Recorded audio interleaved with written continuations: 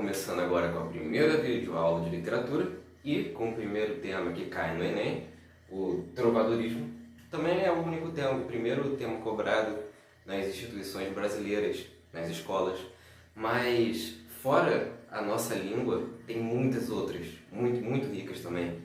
Então eu aconselho vocês a pesquisarem, mesmo que não vai cair no Enem, nem em alguma prova normal que a gente vai fazer, mas eu aconselho vocês, por curiosidade mesmo, porque é interessante vocês pesquisarem literatura, por exemplo, inglesa, que envolve Shakespeare. Ela é muito interessante, mas infelizmente não sei por que as escolas daqui não estudam. Deveriam pelo menos pegar um pouquinho, isso é interessante, mas é uma boa pesquisa para vocês. Mas voltando aqui para a nossa língua lusitana, a gente vai estar falando agora sobre trovadorismo, primeiro tema de literatura aqui no canal.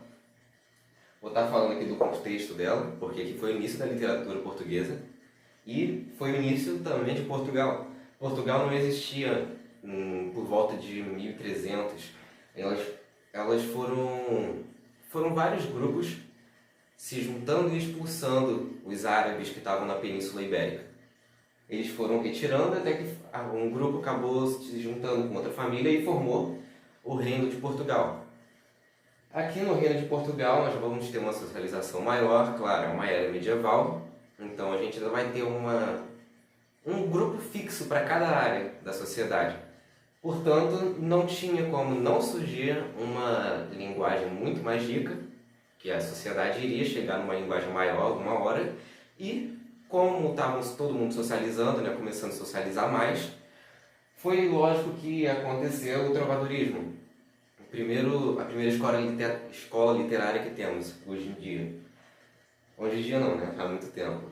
Que está sendo renovada hoje em dia, aliás, Ainda existem muitas coisas que acabam usando esses termos, até porque são bem básicos. A gente tinha o teocentrismo como um forte marco nessa era.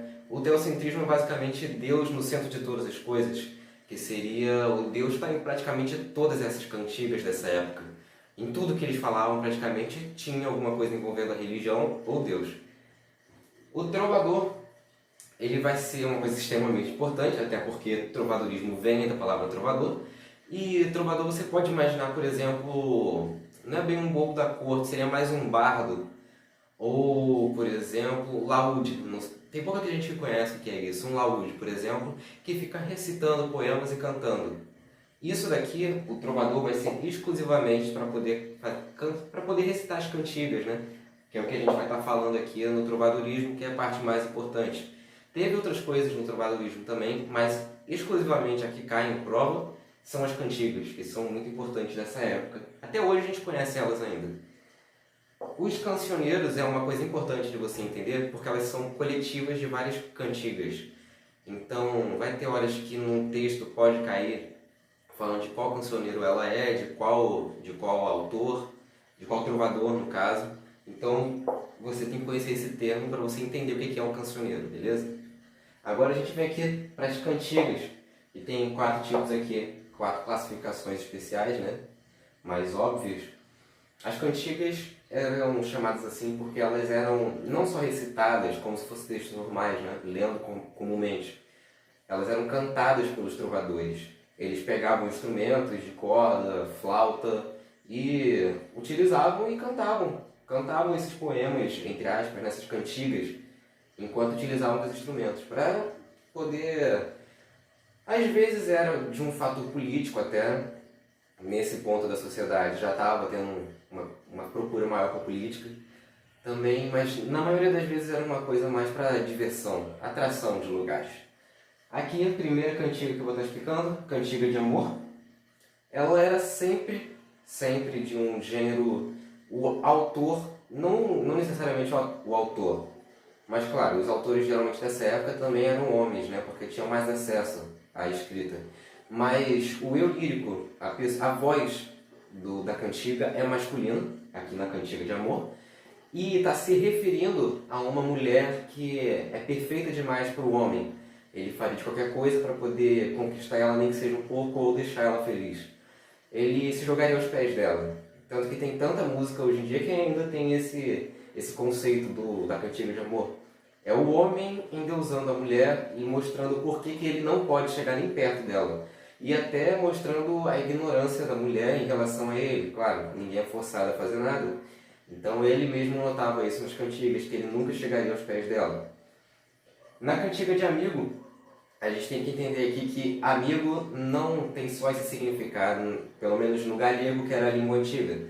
Amigo também poderia significar namorado naquela época. A cantiga de amigo já era do sexo oposto do amor. O autor, como sempre, comumente vai ser um homem, mas ele vai estar relatando a voz feminina. Ele vai estar no poema, o eu lírico, na cantiga, desculpa. A voz que vai estar presente, falando, vai ser a voz feminina, vai ser uma mulher que vai estar falando. E aqui ela vai estar sempre falando de um homem que traiu ela, que mentiu, que fez alguma coisa de ruim para ela, mas ainda assim ela sente saudade, o ama, e acha ele muito bonito na maior parte dos casos, das cantigas. Também temos isso hoje em dia, geralmente no sertanejo, mas também temos, por exemplo, no rock ou pop. Temos muito isso no pop mesmo. Escárnio e maldizer são um pouco parecidas, mas é o que a gente poderia chamar de escárnio hoje em dia é uma indireta. O escárnio seria uma cantiga feita para uma pessoa ou um grupo de pessoas que o autor não necessariamente vai estar falando sobre ele também, pode ser muitas vezes anônimo o autor, e ele vai estar falando, vai estar criticando, satirizando, fazendo uma piada, né, sendo irônico a um grupo de pessoas, que geralmente era uma coisa mais voltada à política, ou a uma pessoa em específica, mas sem falar o nome dela, era uma indireta sempre. E aqui na Maldizer nós temos aqui a crítica forte mesmo, falando o nome da pessoa, falando onde ela pertence, de onde ela é, a pessoa também se declara, se autodeclara, fala quem ela é, e fala mal livremente dessa pessoa, por isso Maldizer, bem diferente do escárnio como viu. Aqui é basicamente um resumo de tudo do trovadorismo. Aqui também temos alguns trovadores mais importantes, mas como uma quantidade muito grande de trovadores, não tem uma necessidade muito grande de você entender. O que você pode fazer é procurar pelos primeiros poemas de trovador, pelas primeiras cantigas de trovadora. E pesquisar também sobre a relevância na política, que nessa época teve muita cantiga política também. Claro, a maioria era para esses 4 tipos, mas envolvia muito de política um pouco mais à frente, porque em Portugal ficou um clima mais tenso politicamente. Então essa foi o nosso estudo, né, de trovadorismo. Espero que vocês tenham gostado, que tenha sido um bom aprendizado para vocês, que possam usar nas provas. Isso aqui realmente ficou legal. Eu tentei resumir de uma forma que mostrasse todas as características que caíssem. Se vocês quiserem, pode notar essas 4, porque ficou bem completo, mesmo falando rápido. Mas é isso aí, gente. Deixem um like, por favor. Se inscrevam no canal se não for inscrito. E até o próximo vídeo.